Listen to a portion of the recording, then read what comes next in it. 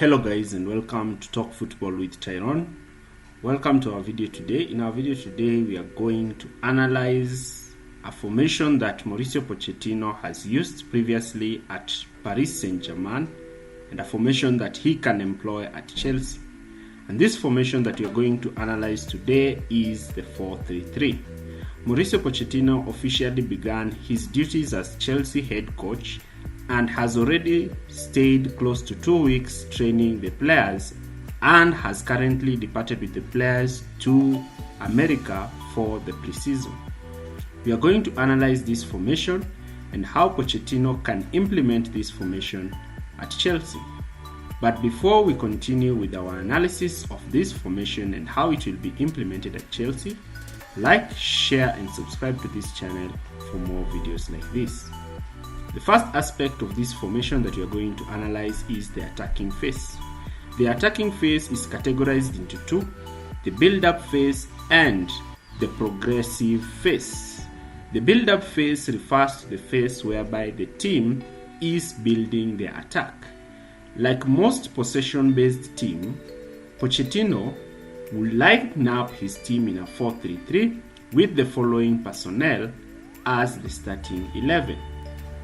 I have picked Lewis Hall in midfield alongside Enzo and Caicedo, since there is no other player who can play as a center midfielder, with Nkunku starting down as a left winger who will play in close to the forward. So the build-up play will involve Kepa and the two center backs rotating the ball, while Caicedo plays as a tip, as a number 6, as a deep line playmaker to give the team build-up solutions. So when Caicedo receives the ball in this formation, he's able to play the ball to the forward areas, but when pressed, he's able to play the ball back to Kepa, where they can easily continue drawing the press by Kepa using his excellent passing distribution to pick players in between the lines. The three midfielders will always outnumber the two midfielders and form side overloads of a diamond on both sides of the pitch, enabling Chelsea to easily maneuver the opposition both in midfield and in the wide areas. In this situation, when the opposition decide to sit slightly below rather than pressing the goalkeeper, this might open up the play for the centre back, who is able to draw in the press and play to the goalkeeper. In this situation, when the opponents fail to pull their defense line high up the pitch, they will be left vulnerable in midfield, and therefore Chelsea will be able to evade this pressure. Now, in moments whereby Chelsea is not being pressed high up the pitch, they are facing their usual Premier League defensive mid blocks and low blocks of a 4-4-2. Jackson might find himself isolated, and therefore in a 4-3-3 this can be aided by either the two midfielders pushing forward, but this may not be effective since Reece James and Ben Chilwell, who are aggressively high attacking fullbacks, will be deep, and Caicedo might be isolated in midfield and therefore overrun. In this instance, Lewis Hall and Enzo will be tasked to sit deep, while Sterling and Nkunku will be drawn nearer to play alongside Jackson in zone 14 to occupy this position to support the striker in the half spaces. This coming in of these two wingers playing as inside forwards like Liverpool will enable Chilwell and Reece James to advance forward to give the team width, forming the 2-3-5 formation, with Hall and Enzo playing as a flat midfield 3. In this situation, Enzo Fernandez and Hall can play passes to their wingers, their fullbacks and their forwards on either side of the pitch.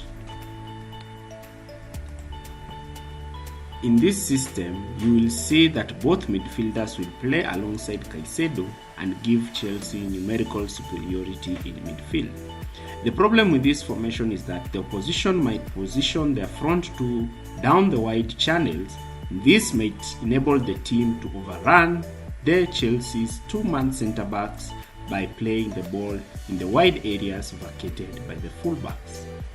Now, for Pochettino to mitigate this situation, he has always advocated for dropping his deepest midfielder, but in this case at Chelsea, he has Kepa, who's an excellent ball-playing goalkeeper, who can step out of his line in the deep build-up shape and play as a third centre-back alongside either Fofana and Badiashile. This might enable the centre-backs to spread quite wide and open the field of play, as well as retaining Caicedo in midfield to give them numerical superiority. Now, at a point whereby the Chelsea team is far high up the pitch and therefore Kepa cannot step out of his line, Caicedo can drop deep in between the centre-backs and play the Eric Dyer role.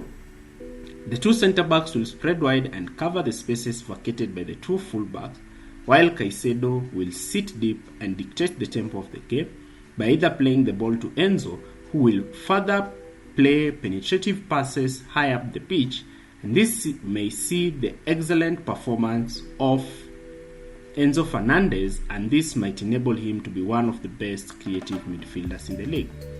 Another aspect of the 4-3-3 that Pochettino can employ at Chelsea is using offside overloads. This can be enabled by the fullback, the inside forward or the winger, and one of the center midfielders linking up and therefore drawing the opposition to switch their side of play towards one side.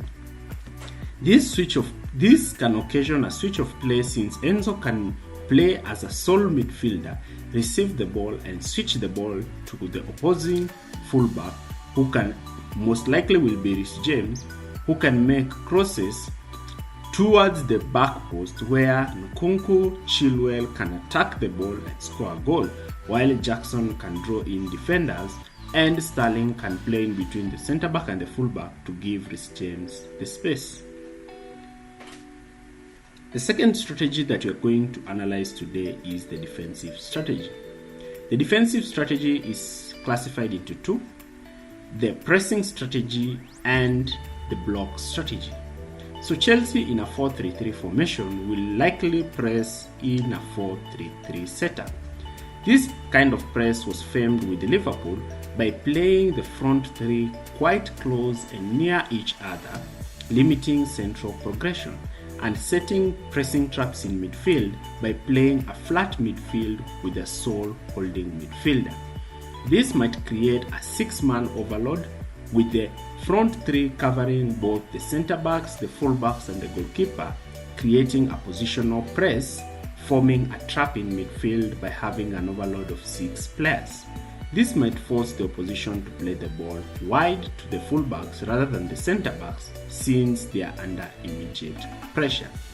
Once the ball is played towards the full-back, the effective Gacon press can come into place by Chelsea players forcing the ball to be played down the touchline and effecting a touchline press. They might limit the back pass and therefore force the fullback to play the ball to the winger, where the effective Reece James and Chilwell can win the ball and kickstart counter attacks. In instances where Chelsea are in their mid block, this is the opposition has managed to progress with the ball from Chelsea's high press, the Chelsea team might set itself up in a 4-5-1. This may be aided by both fullbacks tying in the wingers and Chelsea having a narrow midfield three preventing ball progression down the middle. This can be further aided by dropping in of the two wingers in midfield to form a 5-man midfield. And this is something that Chelsea have done before under Mauricio Sarri. This 4-5-1 might ensure Chelsea limit central progression and also double up in the wing, since the winger might be tasked to track the run of the fullback while the fullback tracks the run of the winger. This numerical superiority in both the central areas and the wing areas might be effective and beneficial for Chelsea. This is something that Pochettino can employ at Chelsea. The presence of two dominant centre-backs might also be a great advantage to Chelsea. So when the ball is played to midfielder might spring forward while the holding midfielder covers, and therefore this might force the opposition not to progress with the ball forward. And if they attempt line-breaking passes, The midfielders like Enzo can win the ball and instantly kickstart counter-attacks, since Chelsea might have one of the fastest wingers and forward in Jackson, Sterling and Nkunku. So Chelsea are back in training and they are looking forward to start their season next season. Pochettino does not have many games next season and therefore has a lot of time to pick the best system that suits him. The 4-3-3 offers Pochettino a wide range of opportunities to play players in their best position as well as to maximize the team's output. And that is of our video today. Leave your comments in the comment section below on what you expect from the 4-3-3. If you've stayed with us till the end of the video, thanks for watching and visit more videos on our touchline.